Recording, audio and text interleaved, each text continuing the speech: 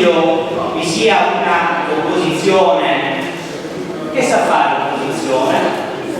vi è una maggioranza che sa fare maggioranza e a volte c'è anche una maggioranza che è sulla carta ma che poi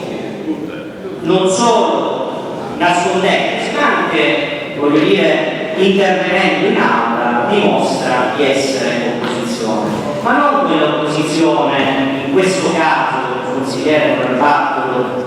un'opposizione utile e concreta, ma un'opposizione che supera, mi permette di dire, un confine che nessuno si deve permettere di superare, che è il confine della verità e soprattutto del gusto. Nessuna foto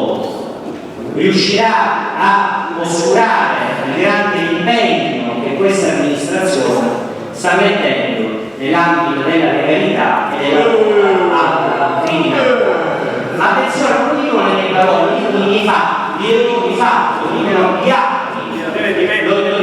lo dice l'azione quotidiana di questa amministrazione. Allora non superiamo, la prego,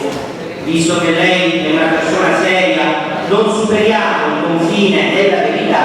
e del buon gusto, che è ancora un valore insieme a quello della verità che credo la politica debba sempre e comunque salvaguardare, al di là